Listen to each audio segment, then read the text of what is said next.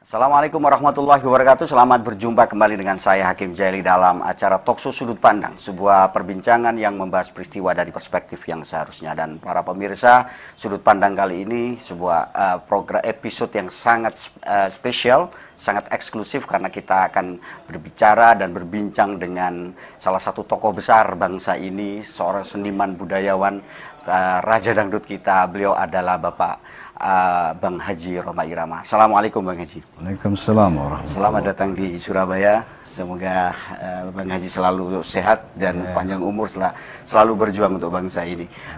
Para pemirsa, kita akan berdiskusi tentang perjalanan dakwah Bang Haji Rhoma Irama, mulai dari beliau masih muda hingga hari ini. Beliau berjuang di semua level, termasuk dari seni budaya hingga sampai ke level politik. Dan para pemirsa, kita akan berdiskusi beberapa menit ke depan dengan Bang Haji Rhoma. Bang Haji, Anda dan kami semua, terutama pemirsa TV 9 sudah sangat mengenal, bahkan menjadikan Anda sebagai idola kita semua, terutama di kalangan pesantren dengan dakwah Bang Haji. Kami melihat Bang Haji tidak hanya sebagai seorang seniman budayawan, tapi kami melihatnya Anda sebagai seorang dakwah dan memiliki pesona yang luar biasa di kalangan kami semua, sehingga beberapa syair-syair dan karya Bang Haji itu cukup menginspirasi kami. Yang ingin kami, mungkin para pemirsa TV 9 ingin ketahui, Bang Haji, dakwah itu bagi Anda bagaimana memahami? Ya, saya sering mengatakan di media bahwa antara musik, seni, dakwah dan politik itu satu nafas. Musik, seni, dakwah dan politik. Seni, musik dan politik itu satu nafas perjuangan. Ya.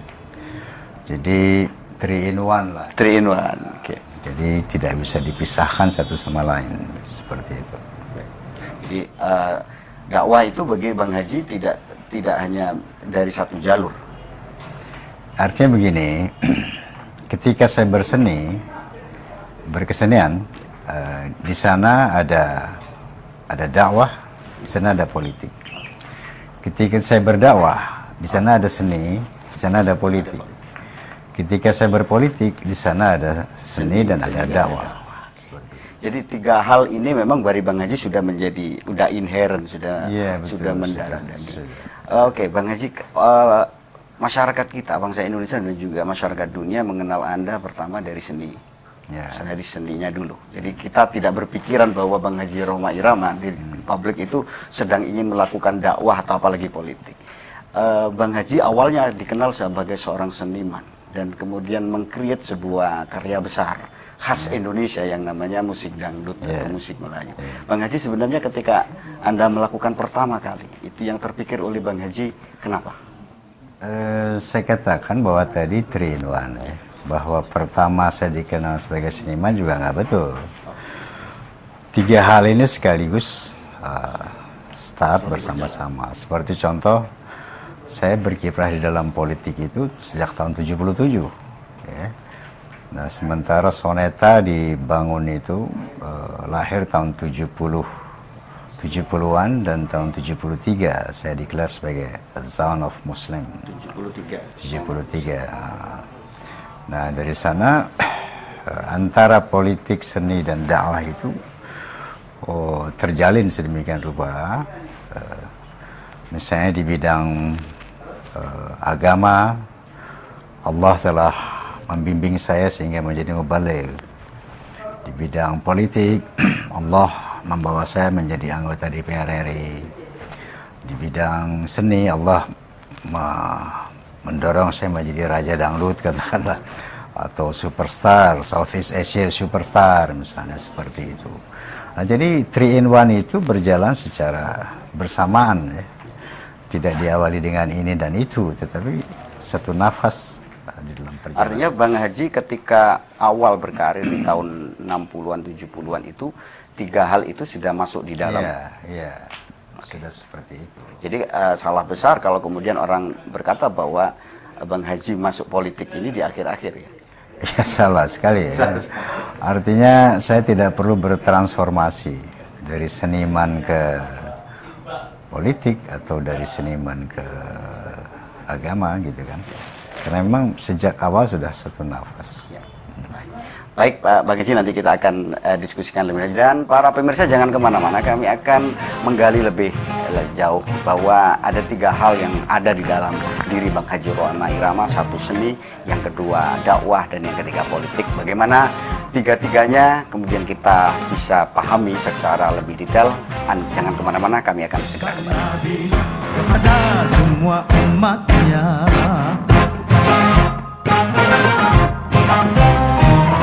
jaga 5 sebelum datang yang 5. Pertama, jaga muda sebelum tuamu. Kedua, jaga kaya sebelum miskinmu. Ketiga, jaga sempat sebelum sempitmu. Jaga sehat sebelum sakitmu. Jaga hidup pasti nanti lebih miskin lagi. Dan berhenti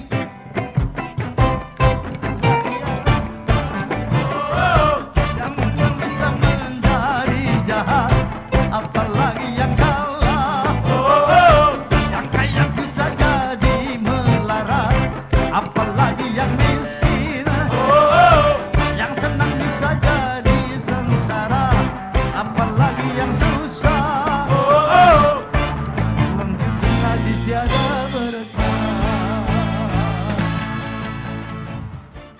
Baik, terima kasih Anda masih bersama saya dalam acara Live Talk Sudut Pandang, sebuah perbincangan yang membahas peristiwa dari perspektif yang seharusnya. Dan peristiwa yang kita lagi bincangkan adalah tentang bagaimana ikhtiar dakwah, seni, dan politik Bang Haji Roma Irama, superstar dan raja dangdut kita. Dan bersama saya sekarang, beliau sedang berada di Hotel Grand Kalimas untuk kita berbincang-bincang dengan Bang Haji Roma Irama. Bang Haji, kalau kita coba perinci gitu Bang Haji ya, seni, dakwah, dan politik. Bang Haji, kalau misalnya kami boleh tahu, apa mungkin Bang Haji sudah pernah menyampaikan berulang kali, tetapi mungkin pemirsa TV9 ingin menerima lagi.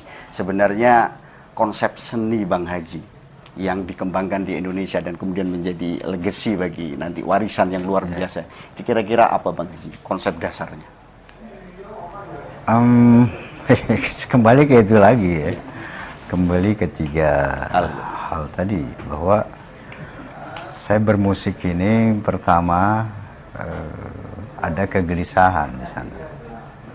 Ternyata di musik ini misalnya banyak seniman yang harus tarikus sholat, kemudian harus artinya bermabuk-mabukan, terus pergaulan bebas.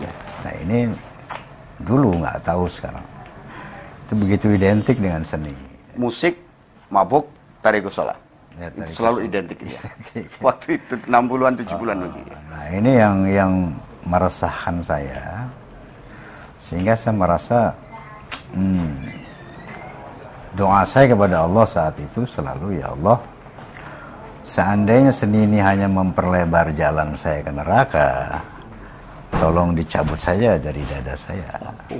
Nah, tetapi seandainya seni ini dapat membawa saya kepada keridhaan-Mu, tolong berikan saya hidayah. Itu kira-kira doa saya. Bahwa kaitannya dengan sosial politik juga saya resah ketika melihat misalnya kondisi-kondisi bangsa dalam lingkungan hidup saya yang memang tidak ideal sebagai katakanlah bangsa yang religius, maksudnya Pancasilais. Saya selalu bereaksi atas hal-hal kemungkaran yang terjadi, entah itu melalui musik atau melalui dakwah. Misalnya contoh, ketika pemerintah melegalkan judi, misalnya dengan dalih untuk membangun olahraga dan sebagainya, saya melihat suatu mudarat yang sangat besar di masyarakat. Nah ini saya merasa terpanggil untuk mengkritisi ini dengan keras. Ya dengan lagu judi misalnya. Ketika juga sekitar tahun 80 kayaknya. 70-an. 70-an. 70-an. Begitu juga ketika muncul SDSB. Sumbangan berhadiah yang cuman itu dibungkus oleh iya. aksi sosial. Juga perjudian yang dibungkus dengan sosial gitu ya. Begitu juga ketika hak azazi dikekang oleh sebuah rezim ya. Sehingga kita tidak memiliki kebebasan berbicara berapa sesuai dengan undang-undang dasar. Saya juga bereaksi. Begitu tentang korupsi dan sebagainya. Termasuk Mira Sandika. Nah, ya. Penyalahgunaan narkoba. Itu saya selalu bereaksi. Nah, ini yang saya lihat ini hidayah dari Allah gitu ya. Bahwa saya tidak bisa diam dengan berbagai macam kemungkaran yang terjadi di hadapan mata. Walaupun saat itu risikonya besar. Hampir saya di-ban di televisi 11 tahun. 11 tahun lagi? Iya, kemudian dilarang pentas dan sebagainya, berbagai macam intimidasi. Tapi justru saya nyaman melakukan itu, merasa apapun risiko itu konsekuensi logis dari sebuah perjuangan, dan saya menikmati itu karena saya yakin bahwa hidup yang manfaat itu adalah hidup yang bermakna, adalah hidup yang bermanfaat untuk agama, bangsa dan negara gitu. Kalau mengalir saja ikut arus, saya rasa tidak ada lagi makna hidup. Anfa'uhum linnasnya kan. Oke, Bang Haji, kemudian ini yang menjadi terheran-heran orang-orang dunia internasional adalah ketika ramuan musik Bang Haji itu kemudian menarik perhatian. Ketika musik Melayu, oke lah gitu, ada temanya. Nah, kami ini yang periode lahir tahun 70-an gitu kan, gitu, sangat melihat Bang Haji sebagai sebuah ibarat ramuan itu. Kemudian Bang Haji sedang mencampur musik apa saja sih sebenarnya di dalam soneta itu? Jadi yang perlu dicatat ya, bahwa saya sebagai seorang seniman ternyata tidak mau belajar musik. Iya. Walaupun itu memang bukan saya katakan tidak perlu, tapi sangat penting belajar ilmu musik itu. Artinya belajar di kampus. Ya, artinya belajar ilmu musik lah. Secara ini ya, secara formal gitu. Iya. Seorang seniman memang membutuhkan itu, perlu. Kalau saya katakan saya merekomend itu. Namun ada satu pengalaman, kenapa saya nggak mau belajar musik? Ketika saya belajar musik, saya belajar not balok dulu. Ternyata memang musik itu diatur. Harus begini, harus begitu, nggak boleh begini, nggak boleh begitu. Ya. Nah sementara buat saya musik ada soul, musik itu jiwa, ya. Musik itu bebas. Musik itu tidak boleh diikat oleh apapun, tidak boleh dibatasi oleh aturan sebagainya. Akhirnya saya pikir, loh, ketika saya mengimplementasikan musik ke dalam apa, kok saya mau ke sana nggak boleh gitu, mau ke sini nggak, dilarang, gitu. Mestinya ke sini gitu. Nah, diarahkan pada satu titik tertentu, ya. Bang Haji. Artinya walaupun tidak seperti itu, ya, tidak seperti itu. Katakan sekali lagi, ilmu musik itu penting, ya. Tetapi justru buat saya mungkin ya, tidak buat orang lain. Buat saya kok ini menjadi batasan-batasan yang mengikat gitu. Nah akhirnya saya lepas itu, saya hanya menuruti jiwa saja. Saya maunya ke sana ya saya ke sana. Nggak peduli itu salah apa benar menurut musik. Nah sehingga ini terjadi misalnya ketika saya menjadi duta musik Indonesia, mewakili Indonesia di Festival ASEAN di Filipina. Tahun berapa? Kurang lebih tahun 80-an. 80-an. Di Filipina waktu itu. Ada peserta 9 negara ASEAN. Lagu saya yang mewakili Indonesia itu 2, Kerudung Putih dan Haram. Wow. Nah, Kerudung Putih. waktu itu begitu di verifikasi sama Dewan Juri. Dibilang, wah ini lagu Anda nggak bisa masuk ini. Harus dirubah, ini menyalahi apa yang barbarnya, ganjil dan sebagainya. Coba Anda rubah dulu, kalau tidak kita diskualifikasi. Saya bilang silahkan didiskualifikasi. Saya tidak akan pernah merubah ini. Ini jiwa saya. Nah, waktu itu datanglah pengamat dari Jepang. Yes.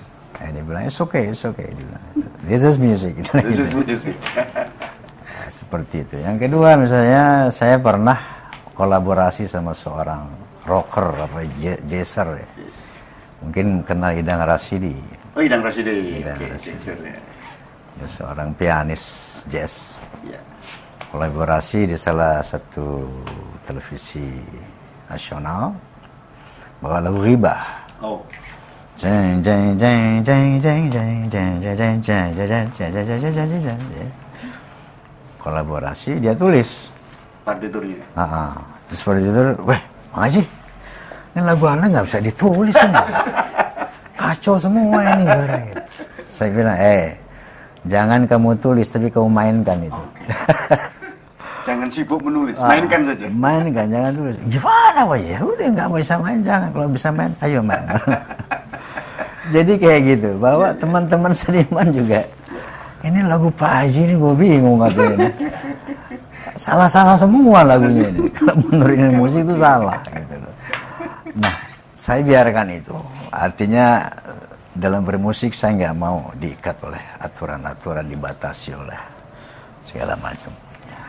Berarti Bang Haji itu yang poin dari generasi muda hari ini kalau mau bermusik ikuti kata hati. Oh iya, tapi nggak juga ya. Nggak juga, ya. Saya katakan bahwa ilmu musik itu penting. Oh, musik. Penting dan lebih baik Anda belajar musik. Kalau saya nggak mau, jangan ikut-ikut saya. Tetapi jangan terjebak pada aturan-aturan saya Bang Haji. Ya.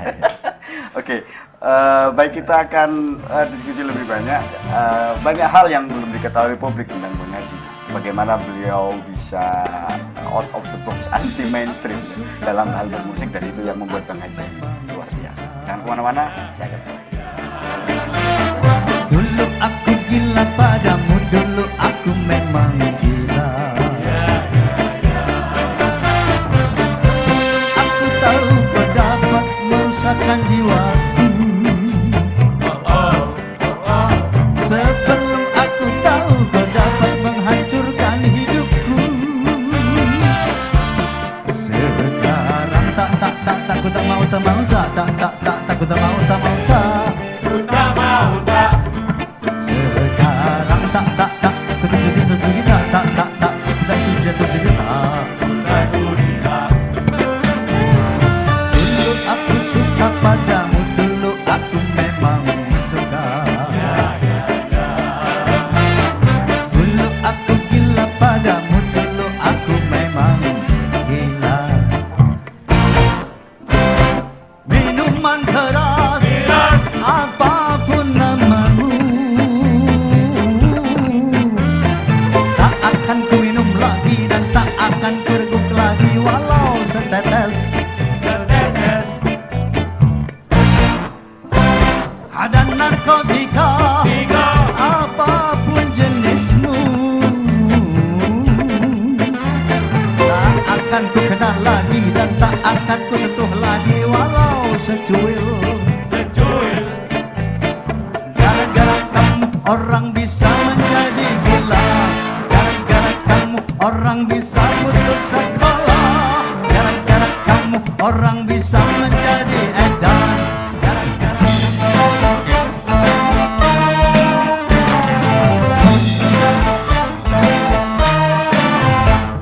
Tuhan kita sama, Nabi kita sama, Tuhan kita sama, kiblat kita sama. Kenapa harus saling mengkafirkan? Sholat kita sama, puasa kita sama, zakat kita sama, haji kita sama. Kenapa harus saling mendoakan? Baca dulu dan tidak baca semuanya benar. Baca dulu dan tidak baca semuanya benar. Berbeda rokaat tarawih semuanya benar. Berbeda rokaat tarawih semuanya benar.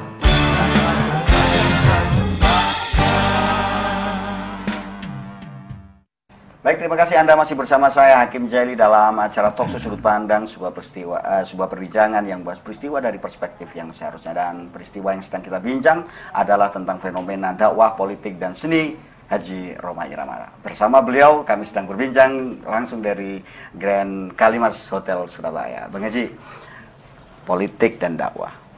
Sebelum saya bicara tentang politik, banyak yang nanya Bang Haji ini kayak seorang ulama, seorang kiai bagi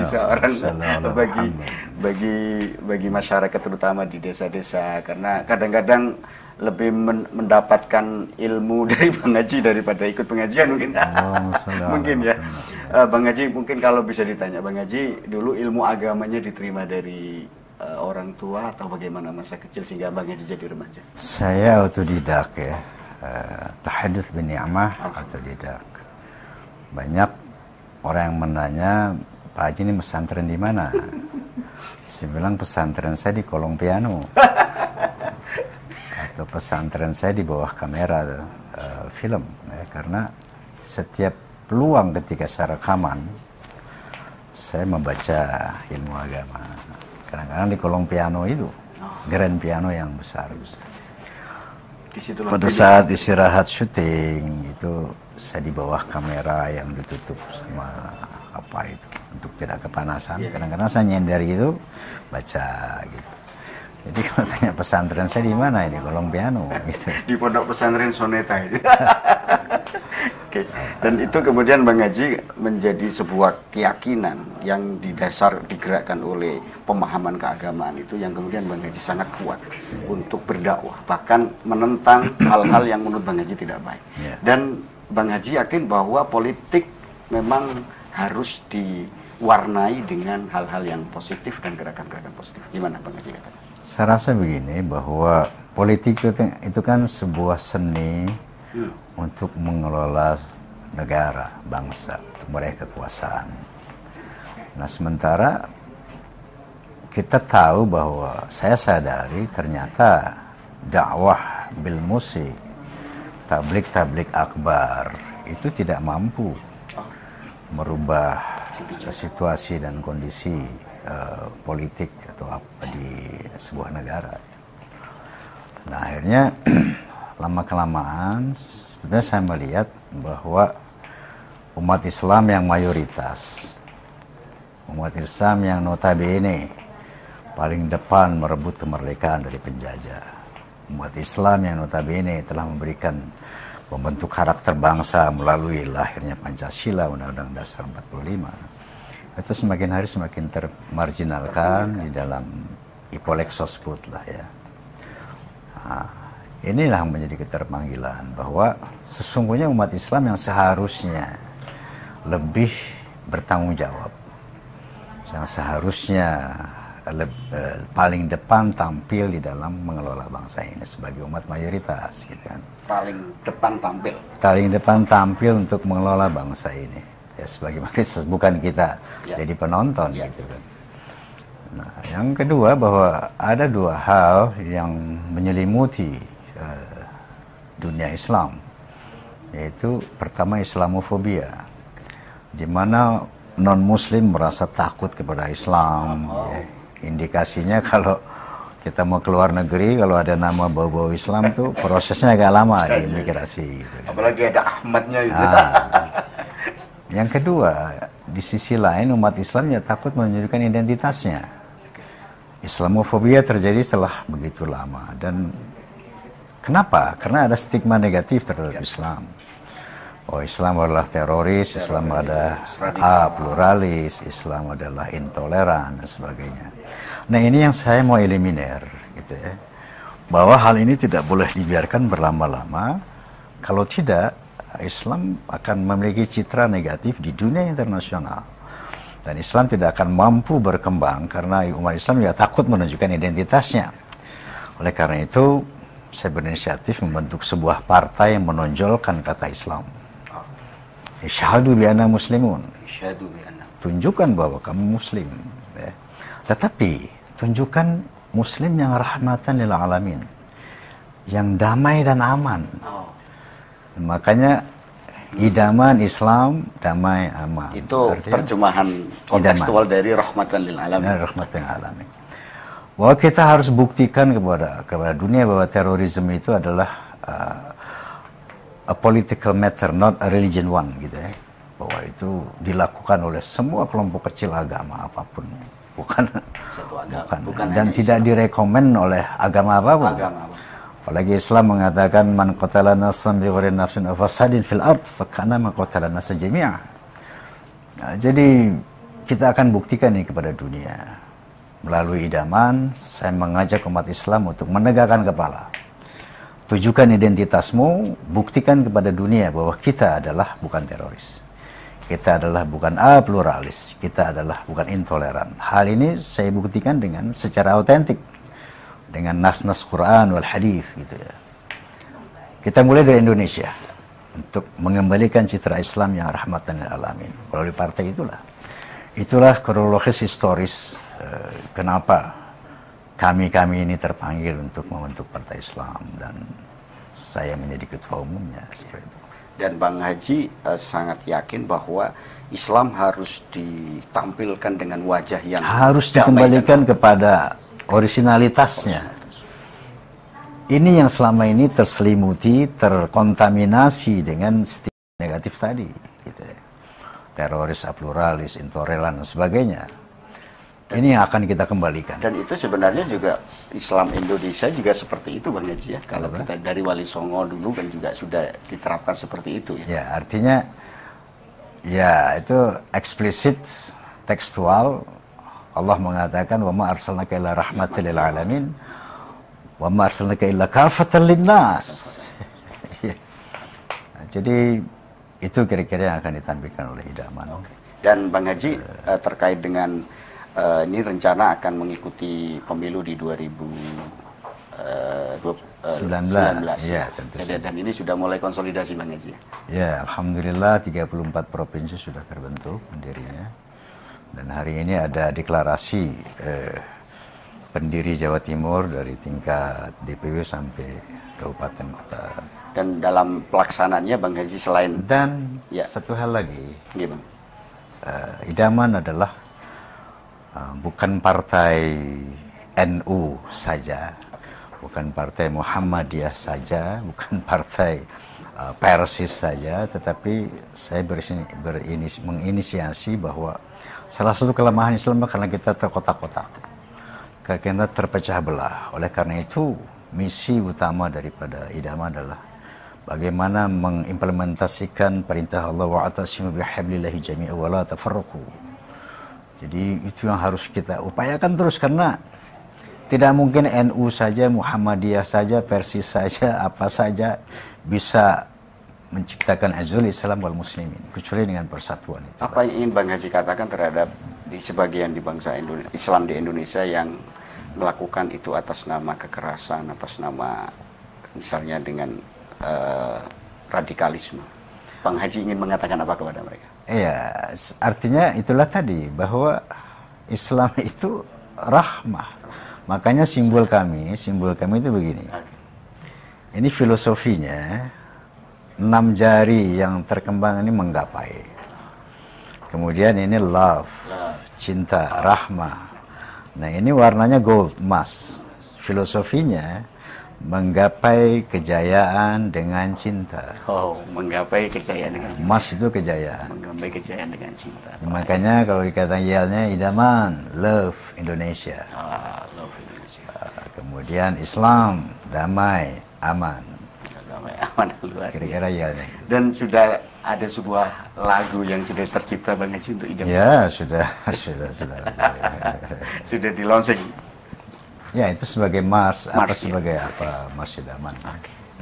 Baik Bang Haji, luar biasa di tengah waktu yang sangat sibuk. Dan terakhir Bang Haji, ada closing statement yang Anda ingin sampaikan kepada para pemirsa dan seluruh masyarakat Indonesia. Baik, bahwa tentu saja terutama kepada para kiai, para sepuh, saya mohon izin dan mohon doanya bahwa apa yang saya lakukan ini tidak lebih daripada li'ilai kalimatillah, li'azil Islam wal muslimin, li'izil Indonesia dan Indonesiin. dan kepada warga NU khususnya saya menghimbau doanya, dukungannya. Semoga partai ini adalah salah satu partai di antara partai-partai Islam yang lain bisa mewujudkan Azul Islam wal Muslimin, Azul Indonesia wal Indonesian. Terima kasih. Assalamualaikum warahmatullahi wabarakatuh. Waalaikumsalam warahmatullahi wabarakatuh. Terima kasih Bang Haji dan para pemirsa. Api perjuangan untuk Islam tidak boleh berhenti, dan itu bisa dilakukan lewat apa saja. Udkhuluha bi abwabin mutafarriqah, dengan jalur yang berbeda-beda, dan Bang Haji telah memilih 3 in 1, dakwah, seni dan politik menjadi satu kesatuan untuk kepentingan perjuangan Islam yang sudah dilakukan selama puluhan tahun. Dan saya kira Bang Haji Rhoma Irama adalah salah satu contoh bagi kita bagaimana kita harus melakukan dakwah dengan segala pesona yang kita miliki, tidak untuk pribadi tetapi untuk kepentingan kemaslahatan umat dan juga untuk Indonesia dan bangsa ini tercinta. Kita akan ketemu lagi dalam acara Talkshow Sudut Pandang yang akan datang. Wallahu muwaffiq ila aqwamit thoriq. Wassalamualaikum warahmatullahi wabarakatuh. Waalaikumsalam.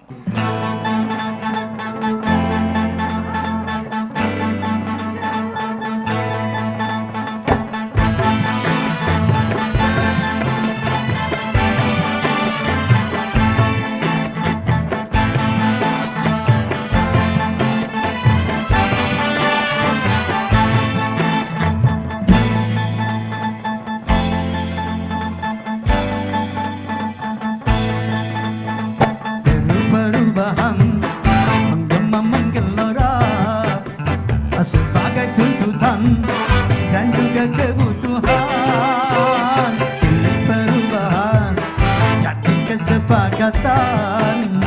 Ada segala bidang, ada sendi kehidupan. Marilah kita benahi pangkuan ibu pertiwi dari segala kotoran, ya, sampah pembangunan.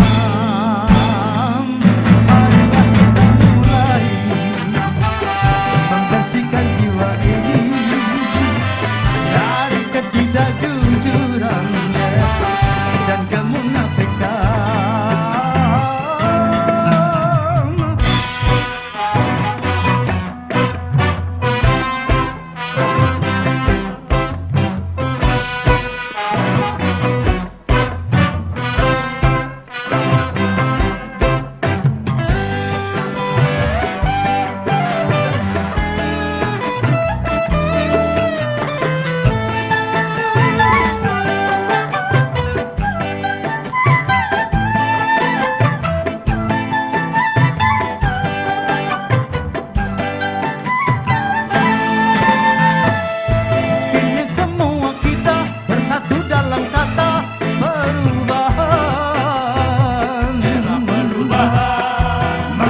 Kemapanan menuju perbaikan bagi bangsa.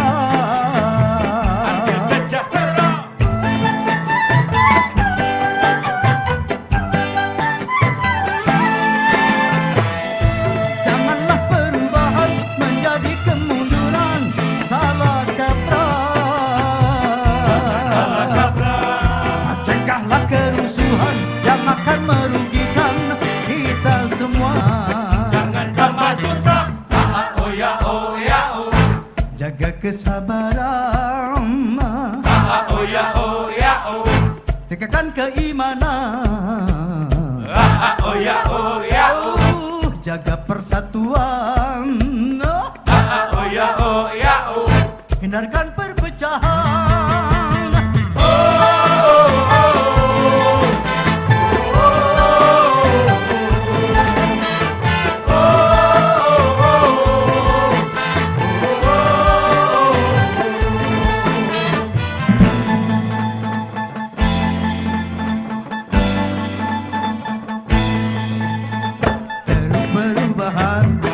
Menggema menggelora sebagai tuntutan dan juga kebutuhan. Perubahan jadi kesepakatan. Ada segala bidang, ada sendi kehidupan. Marilah kita benahi